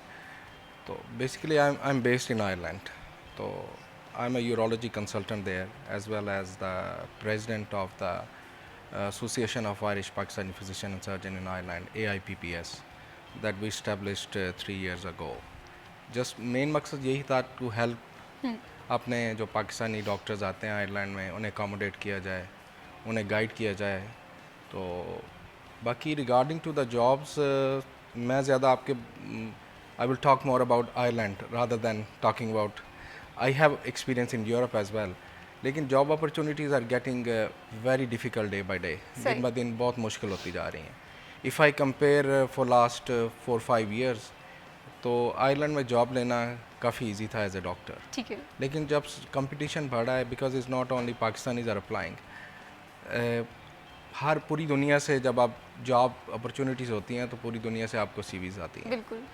And मेरे लिए वैसे भी एक is a great honour for me to represent also Ireland, because I am also in the Irish Medical Council. I was the first elected, और हमारे जो vice president थे वो भी elected. Only 2 Pakistanis first time in the history of Ireland, they joined the medical council as a non-Irish। सही। तो इसमें से हमें we have very up to date regarding to the what's happening। तो पाकिस्तानी माशाल्लाह वहाँ पे जो पाकिस्तानी डॉक्टर्स की रेशियो है, we are 39.7% of the whole Irish system। It's a huge number। Yeah, 70% our Irish system is run by non-Irish।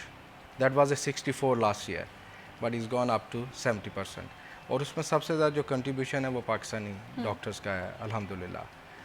तो उसमें अब ये है कि जब आप यहाँ से आप मेडिसिन ख़त्म करते हैं तो फर्स्ट स्टेप आपको जो आपने अपनी इंटर्नशिप करनी होती है, वी आर वेरी लकी कि जो पाकिस्तान की इंटर्नशिप है is recognised in Ireland. This is the main thing, और ये हमारे लिए बड़ी खुशकिस्मती की बात है, क्योंकि दूसरे जो हमारे नेबरिंग कंट्री हैं unfortunately they are not recognised, और is a fortune for us सही कि उनकी अच्छा, इंटर्नशिप ये नहीं मुझे लगता था रिकग्नाइज्ड। कि शायद दोबारा से स्टूडेंट को जाकर वहाँ पर इंटर्नशिप करनी पड़ती है, यहाँ पर मामला जो हैं वो थोड़े बरक्स होते हैं। नहीं, यहाँ पे इंटर्नशिप रिकग्नाइज है पाकिस्तान की, और उसके बाद आपको सिर्फ इंग्लिश लैंग्वेज टेस्ट, आइल्स और whatever other test they have to take them.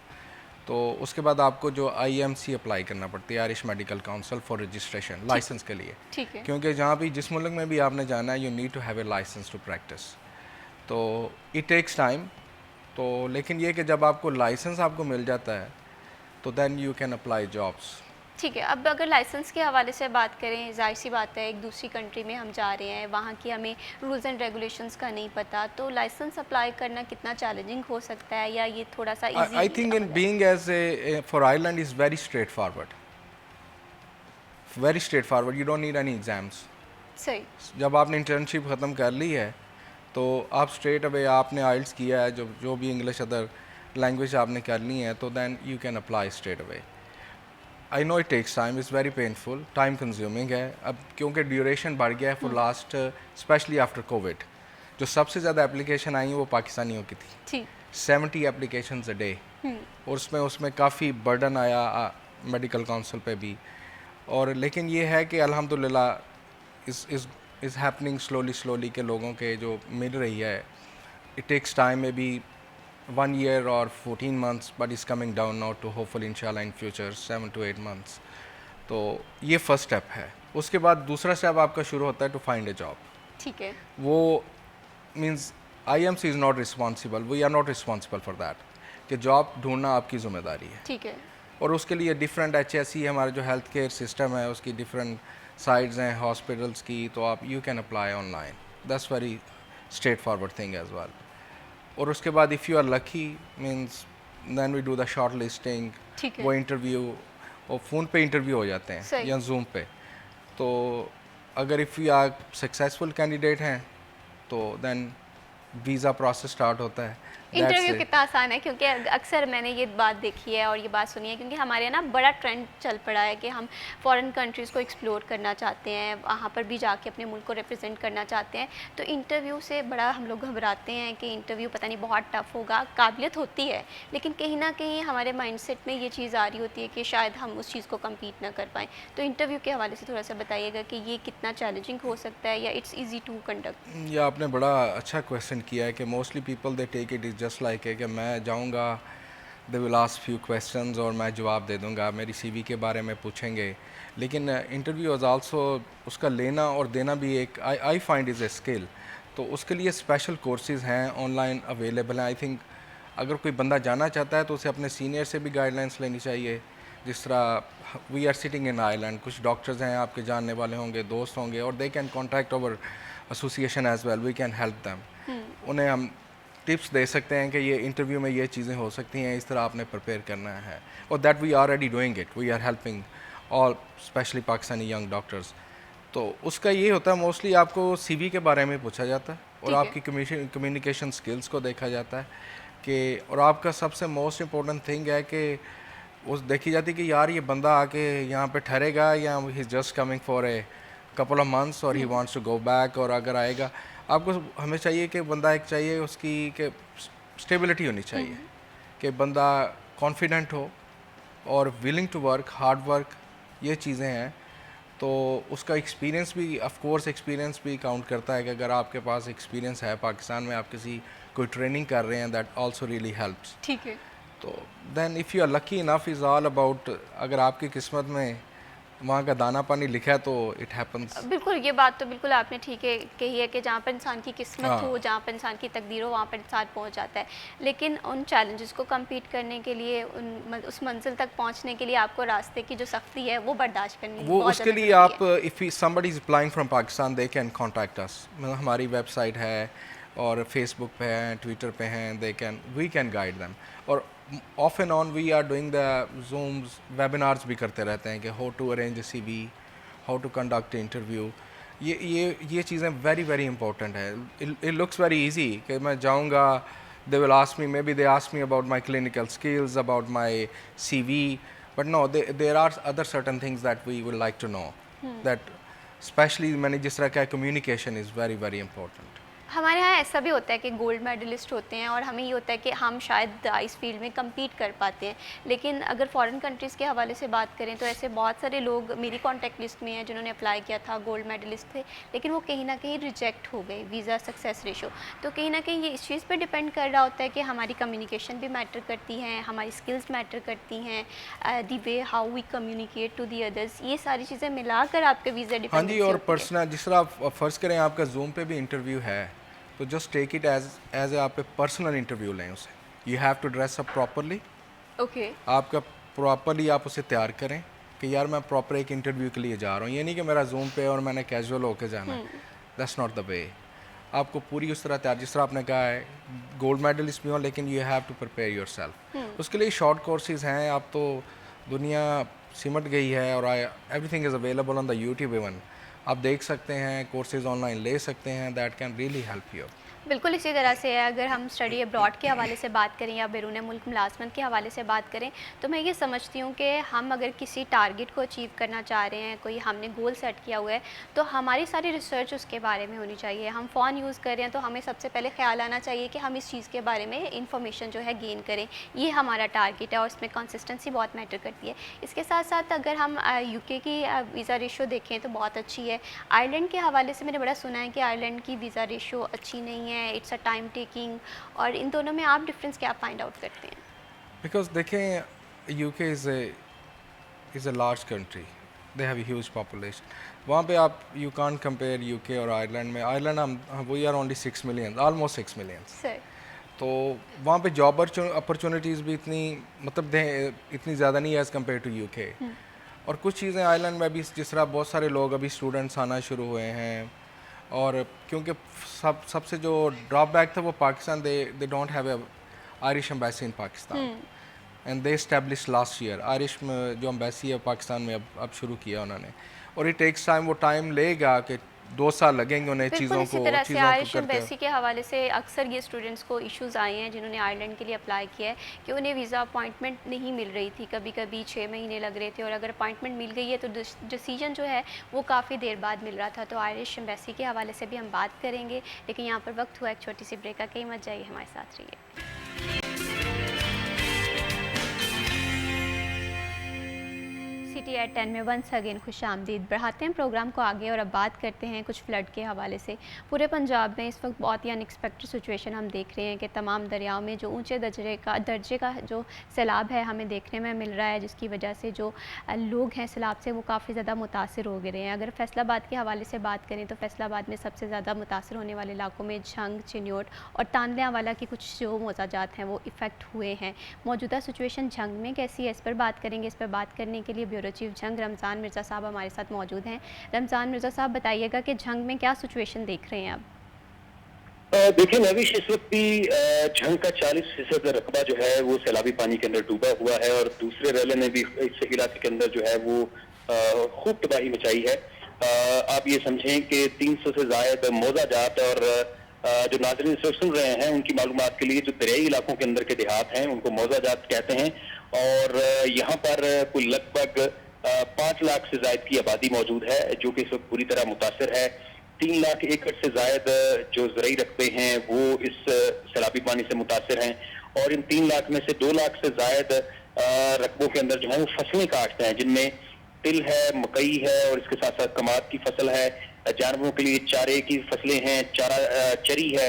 ये हम देख रहे हैं कि बुरी तरह मुतासर है। और इससे पहले जो रेला आया था उसमें सब्ज मिर्च और अरवी की फसल बुरी तरह मुतासर हुई, और हम ये देख रहे हैं कि जितनी देर से ये पानी खड़ा है इन फसलों का अब बाकी रहना मादूम दिखाई दे रहा है। धान की फसल, चावल की जो फसल है वो इस सैलाबी पानी ने बुरी तरह मुतासर की है। तो ये मसला यहीं तक नहीं रुकेगा। आने वाले दिनों के अंदर जब ये सैलाबी पानी उतरेगा, फिर जाके जो अंदर इमलाक को नुकसान पहुंचा है, किस कदर घर गिर गए हैं, दीवारें मुनहदम हुई हैं, ये आने वाले चंद रोज के दौरान जो है वो सूरत हाल वाज़े होगी। रमज़ान मिर्ज़ा, ये भी बताइएगा, अगर हम आबादी के हवाले से बात करें, बहुत सारी आबादी जो थी वो पानी में डूब चुकी थी, अब पानी की क्या सिचुएशन है? क्या पानी उतरना शुरू हो चुका है? सैलाबी सूरत हाल है, तो दूसरी जानब दरिया चनाब की सैलाबी सूरत हाल, तो मजमूई तौर पर 40% से झंग जो मुतासर है पानी से, जो 60% बाकी इलाके हैं वो इन सैलाब मुतासरीन की इमदाद के लिए और कोशिश कर रहे हैं, और इंतजामिया का इस वक्त जो है वो पूरा फोकस इन सैलाबी सूरत हाल से निपटने में है।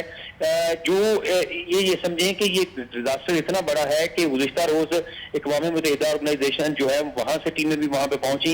इसके साथ साथ जो बैनुल-अक़वामी मुबस्सिरीन हैं उनकी भी टीमें इस वक्त जंग के अंदर मौजूद हैं, और जो सूरत हाल है उसका बारीक बीनी से जायजा लिया जा रहा है। इंतजामिया और इदारों का जो जिम्मेदारी है वो सैलाब का पानी गुजर जाने के बाद और भी बढ़ जाएगी कि जो लाखों अफराद इस वक्त बेघर हुए हैं और महफूज मकामात के ऊपर मुतासरीन कैंप्स के अंदर मौजूद हैं, उनको उनके इलाके के अंदर रिहेबिलिटेट करना, जानवरों के लिए चारे की फराहमी को यकीनी बनाना, और इसके साथ साथ जो इस इलाके के अंदर तबाही मची है, सब्जियां और फल, और इसके साथ साथ जो फसलें तबाह हुई हैं, तो एक ऐसा गैप पैदा होने वाला है कि आने वाले चंद महीनों के बाद इसका रिजल्ट रिलीफ कैंप के हवाले से बताइएगा कि रिलीफ कैंप में किस तरह से फैसिलिटेशन आप देख रहे हैं? जो इस हवाले से सरकार की जानिब से भी कैंप्स लगाए गए हैं और जो निजी ऑर्गेनाइजेशन और मुखैर ज़ात हैं उनकी जानिब से कैंप्स लगाए गए हैं, जहाँ पर अभी तक के अंदाजे के मुताबिक सिर्फ 1000 से ज़ायद मुतासरीन मौजूद है और जानवरों की बड़ी तादाद वहाँ पर मौजूद है। बेशतर जो मुतासरीन हैं वो अपने आबाई इलाकों में अपने रिश्तेदारों के यहाँ जो है वो पहुंच चुके हैं, लेकिन ये एक पूरा का पूरा बोझ है इस इलाके के ऊपर। इस वक्त जो सबसे बड़ा मसला है वो जो वबाई अमराज हैं उनके फैलने का है, आंखों का इन्फेक्शन हो, जल्दी अमराज हो, पेट के मसाइल हो, क्योंकि इन इलाकों के अंदर पीने के साफ पानी की फराहमी और खुराक की फराहमी एक चैलेंज बन रहा है, तो दूसरी जानब जो जानवर हैं उनके लिए चारे की फराहमी एक चैलेंज बन रहा है। तो हम आने वाले 2 हफ्ते इंतहाई अहम है, जब पानी यहाँ से निकल रहा होगा और सूख रहा होगा और इलाका में अपने इलाकों की तरफ वापस जा रहे होंगे, तो हमें ये सूरत हाल इस वक्त दिखाई दे रही है कि आने वाले चंद महीनों के दौरान सरकार के लिए चैलेंजेस जो हैं वो बढ़ने वाले हैं। जी, रेस्क्यू ऑपरेशन के हवाले से बताइएगा कि अभी भी कुछ ऐसे इलाके मौजूद हैं जहाँ पर रेस्क्यू ऑपरेशन जो है वो जारी है। पहले रेलवे के अंदर भी जहाँ जहाँ सैलाबी पानी पहुंचा, रेस्क्यू 1122 अल खिदमत फाउंडेशन के साथ साथ फलाह इंसानियत और जो दीगर इदारे हैं जिनमें जस्ट फॉर ह्यूमैनिटी के इदारे हैं, इन्होंने मुख्तलिफ जगहों पर जो है वो रेस्क्यू ऑपरेशन किया और उसके बाद खाना पहुंचाने के हवाले से भी रिलीफ ऑपरेशन भी दिया। अब जब पहला रेला अहमदपुर सयाल और शोरगो की जानब बढ़ा तो ये तमाम की तमाम सरकारी और निजी और जो फलाही तंजीमों की मशीनरी थी उन इलाकों में मुंतकिल हुई।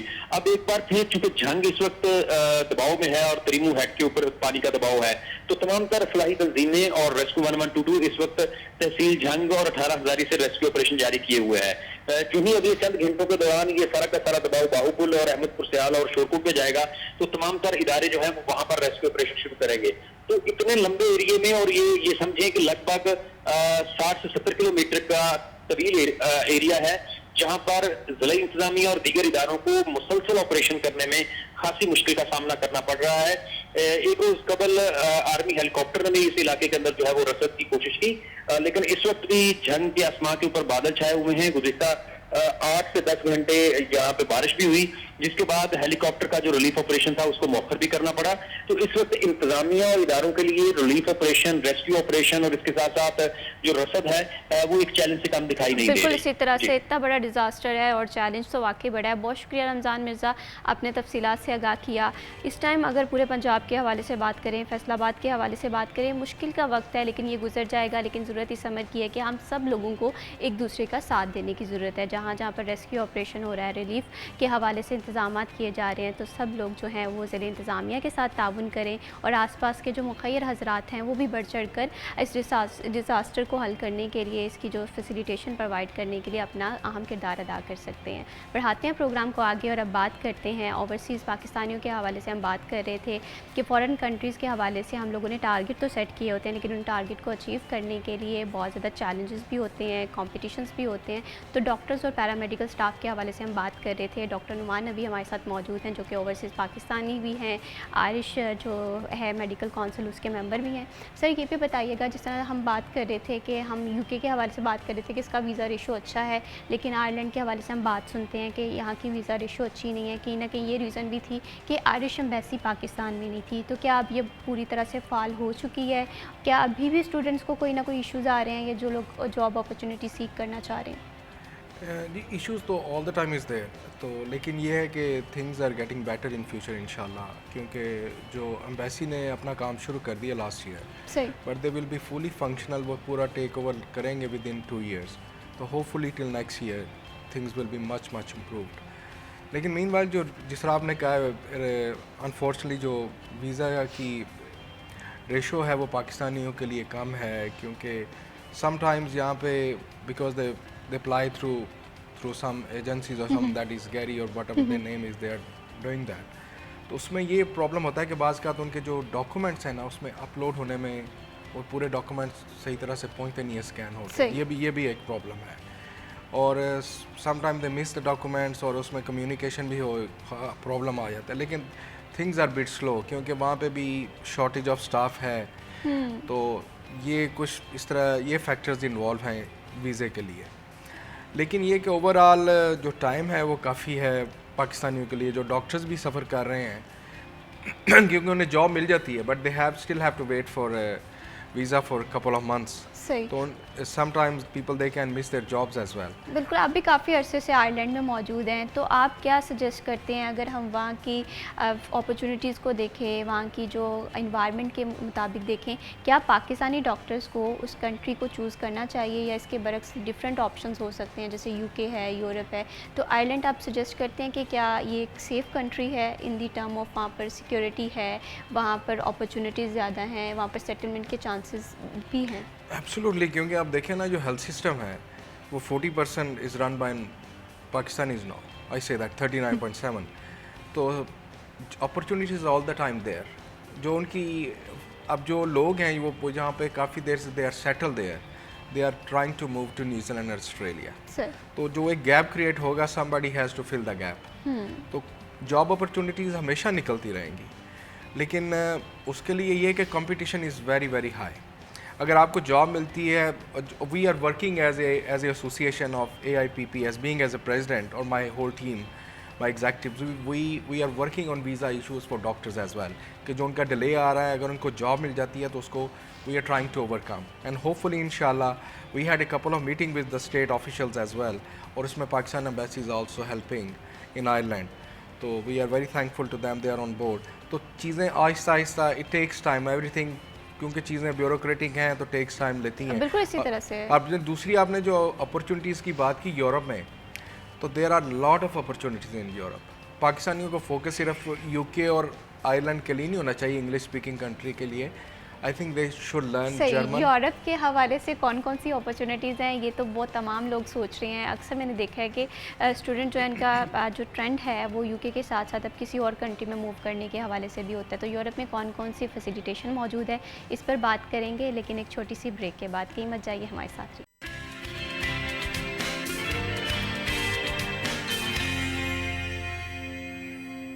सिटी एट 10 में वंस अगेन खुश आमदीद। बात हो रही है ओवरसीज़ अपॉर्चुनिटीज़ के हवाले से, और आजकल हम देख रहे हैं कि एक ब्रेन ड्रेन के हिसाब से भी एक टर्म होती है और कुछ लोग इसे ब्रेन ड्रेन के हवाले से बात कर रहे होते हैं। तो ये मिली जुली सी राय है, लेकिन इसके साथ साथ वो लोग जो कि इंटरनेशनल अपॉर्चुनिटीज़ को एक्सप्लोर करना चाहते हैं, डॉक्यूमेंटेशन बहुत ज़्यादा ज़रूरी है, अपने कम्युनिकेशन स्किल्स इंप्रूव करना बहुत ज़्यादा ज़रूरी है।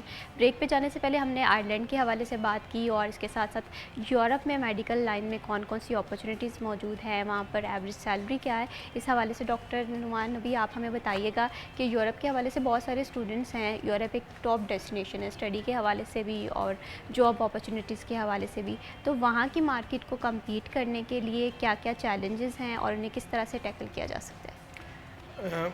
हमने बड़ा अच्छा क्वेश्चन किया कि there are lot of opportunities in Europe now in coming future. 2030 तक जो फिगर्स हैं, दे नीड 30,000 डॉक्टर्स, सही, और they need the figures say that 600,000 nurses, they can be vary with the numbers, or healthcare workers or nurses. तो उसके लिए problem ये है कि जर्मनी में, फ्रांस में example, you need to know the language in these countries. Every country they have, especially जो English speaking country in Europe, they are only वो हैं UK और Ireland. बाकी wherever you go, you need to know the language. Language के लिए बगैर, because language होता है वो great barrier है। जब आप कम्युनिकेट नहीं कर सकेंगे then is very hard to find a job. तो उसके लिए मेरा ख्याल से कि we should work together with Pakistan government. They have to work, they have to do some bilateral programs with the European governments to make sure that they can overcome with this problem. तो जो हमारी जो young generation है doctors, मैं उन्हें ये कहूँगा कि आप सिर्फ इंग्लिश पे ना फोकस करें, आप जर्मन सीखें, फ्रेंच सीखें, तो क्योंकि वहाँ पे अपॉर्चुनिटीज़ बहुत ज़्यादा हैं जॉब्स की डॉक्टर्स के लिए। सही। पहले ये था कि ईस्टर्न यूरोप से डॉक्टर्स वहाँ पे जा रहे थे, but they have the salaries are gone up, that's why they are not coming any more. For example Ireland में भी रोमानिया, बुल्गारिया, ग्रीक से लोग डॉक्टर आते थे, स्पेन से, but the numbers are coming down now क्योंकि salaries are going up और flexible hours हैं, और health system is totally different in Ireland as compare to Europe as well, क्योंकि यहाँ पे check and balance is very tough. सही। तो मैं यही है कि opportunities are every in Europe, lot of opportunities right the moment, specially also Scandinavian countries में बहुत ज़्यादा है। ठीक है। आई also live in Denmark as well, but the only barrier is that language. सही। यू हैव टू, क्योंकि may be शुरू में आप जाते हैं, आपको कोर्सेज लेना पड़ेंगे, but the governments are very good, they help you. लेकिन आप यहाँ से कुछ बेसिक सीख के जाते हैं, उनकी लैंग्वेज बेसिक कोर्सेज कर लेते हैं, then आप straight away you can get a job. बिल्कुल सही बात है। अगर हम किसी भी कंट्री यूरोप के हवाले से बात करें तो यूरोप में इंग्लिश उस तरह से नहीं है, वहाँ पर आपको उस कंट्री फॉर एग्जांपल जर्मनी के हवाले से बात है तो आपको जर्मन आनी चाहिए। तो कहीं ना कहीं लैंग्वेज बैरियर यूरोप में एक प्रॉब्लम है, लेकिन इस प्रॉब्लम को टैकल किया जा सकता है। अपॉर्चुनिटीज़ हर कहीं हैं, लेकिन उसे टैकल करने के लिए हमारे पास स्किल होनी चाहिए।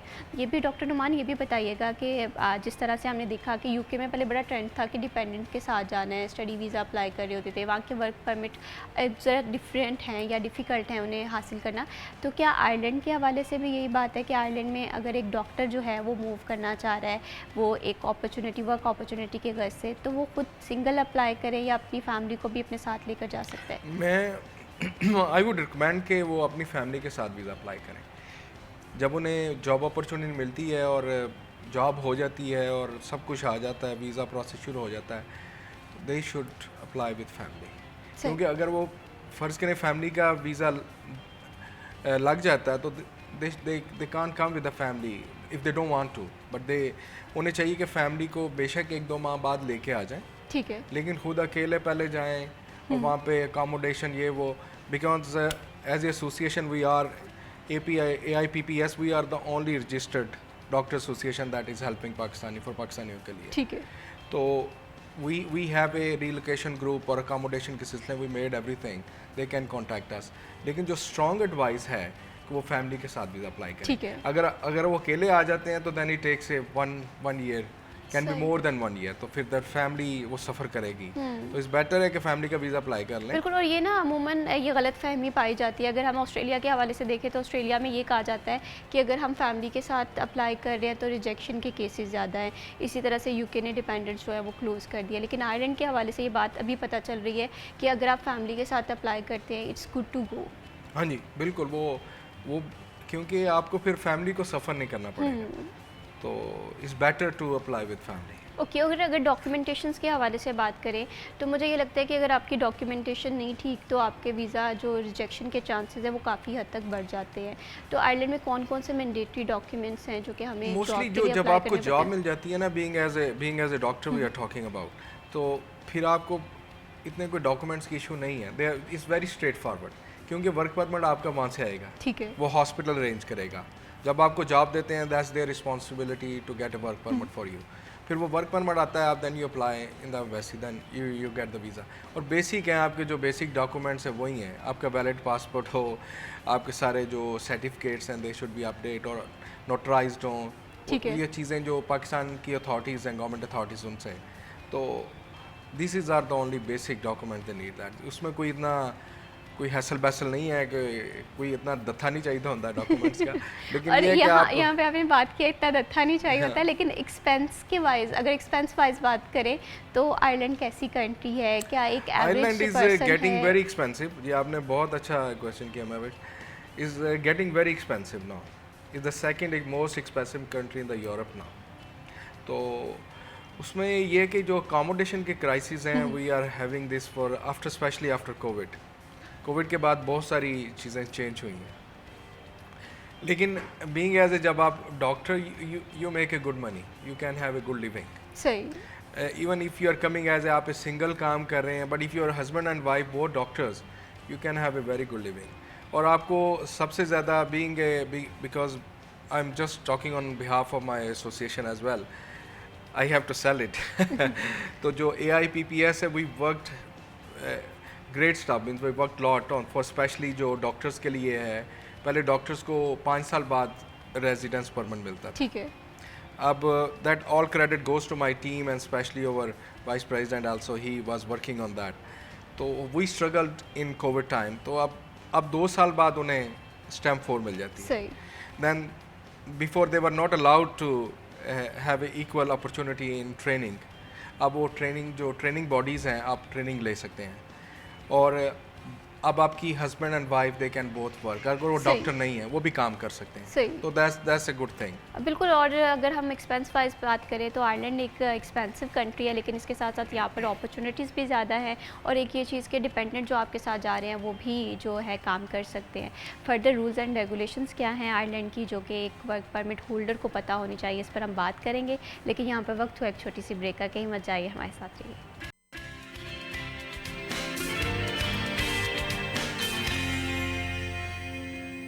सिटी एट 10 में वंस अगेन खुश आमदीद।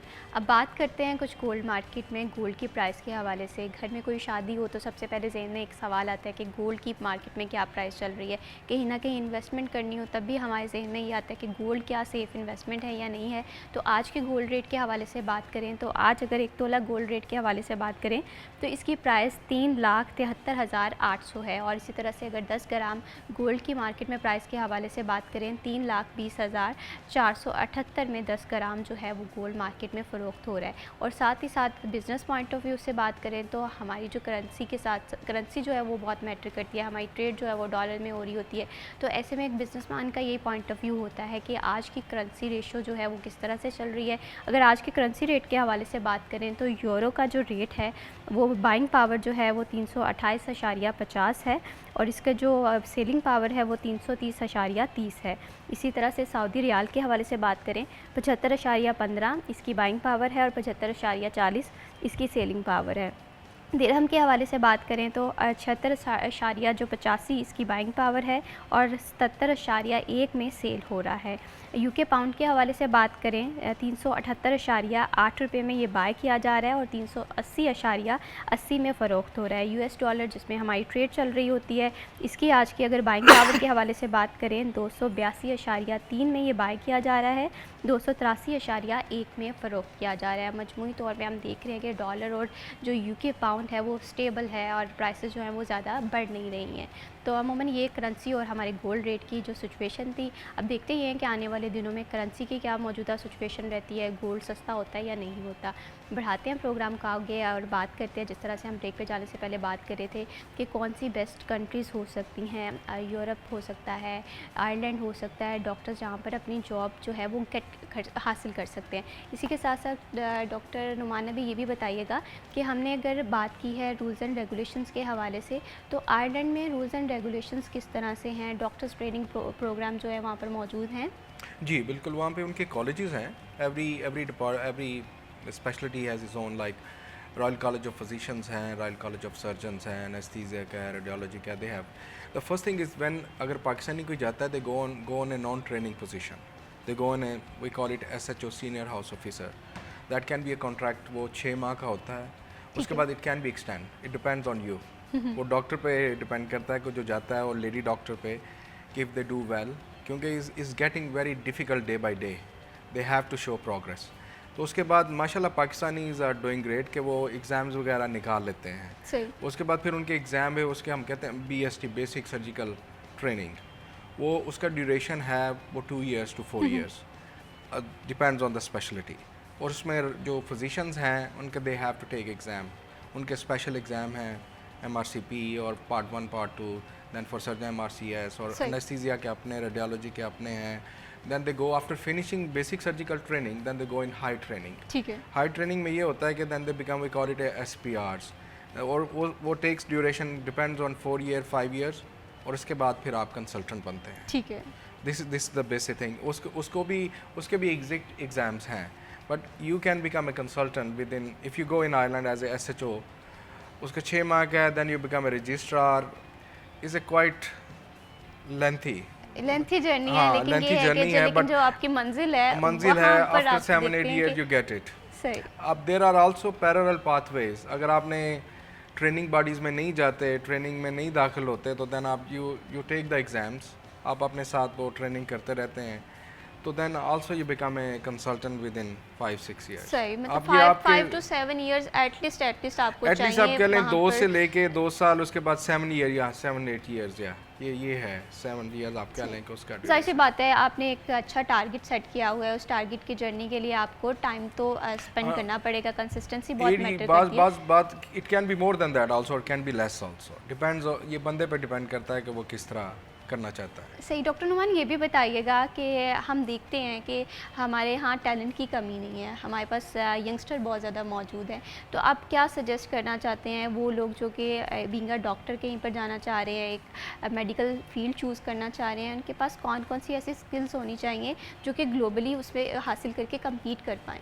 मैं first of all I all the time से कम्युनिकेशन और पर्सनैलिटी, कॉन्फिडेंस, और there is no place for laziness.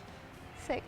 नलायक बंदा चल जाएगा, we can train them, that's I say as a consultant in Ireland, जब कोई भी पाकिस्तानी आता मैं कि यार काम नहीं आता सिखा देंगे, we train you, but there is no place. अगर आप लेज़ी हो, मेहनती नहीं हो, तो पंक्चुअल नहीं हो, एंड आप छोटी छोटी मतलब you shouldn't tell lies for little thing. आपको अगर नहीं कुछ आता नहीं आता बता दो नहीं आता यार, वी विल टीच यू। लेकिन ये नहीं है कि you try to hide the things, we will find out. सही। तो उस तरह की वो चीज़ें they can't be forgiven in that society. हर सोसाइटी के डिफरेंट नॉर्म्स होते हैं, उनके अपने rules and regulation, and we should follow them. और मोस्ट इम्पोर्टेंट थिंग है सम एथिक्स थिंग्स, जो वहाँ पे पब्लिक सेफ्टी, पेशेंट केयर, उस पर कोई कंप्रोमाइज़ नहीं है। ठीक है। तो दैट्स, जब आप नई सिस्टम में आते हैं you have to present yourself. तो उसके लिए बेहतर है कि मैं सबको ये कहता हूँ कि अच्छी तरह ड्रेसअप हों, आपका ड्रेस कोड अच्छा होना चाहिए because you are presenting Pakistan, बिल्कुल। और बिहेव नाइसली और बी हम्बल, बिकॉज जब आप हम्बल होंगे, अपना सिर थल्ले सुटो, मैं कहना काम सीखो। अगर काम नहीं आता तो जस्ट ट्राई टू, क्योंकि सिस्टम में आप नए सिस्टम में आए हैं, बिल्कुल। वो टोटली डिफरेंट है। It takes time to learn the system, लेकिन आप लर्न करना चाहते हो, यू विल लर्न इट। बिल्कुल, इंसान का जो बिहेवियर है वो बहुत मैटर करता है कि आपका एटीट्यूड कितना ज़्यादा पॉजिटिव है अपना काम सीखने के लिए। और वैसे भी कुछ बहुत सारी चीज़ें हैं जो इंसान ज़िंदगी में पहली दफ़ा सीखता है, लेकिन हार्ड वर्क जो है वो इंसान को एक मंजिल तक पहुंचा देता है। बहुत शुक्रिया डॉक्टर नुमान नबी साहब, आपने हमारे प्रोग्राम को वक्त दिया। और एक चीज़ जो मैं बार बार कहती हूँ कि हमारे यहाँ हार्ड वर्क है, स्ट्रगल है, लेकिन वो लोग लाजमी कामयाब होते हैं कि जो कि अपने टारगेट को जीतने के लिए कंसिस्टेंसी से चलते हैं, वक्त देते हैं, क्योंकि ये चीज़ें इंसान की ज़िंदगी में बहुत ज़्यादा मैटर कर रही होती हैं। इसी के साथ मैं भी शबीब को दीजिए इजाज़त। अल्लाह हाफ़िज़।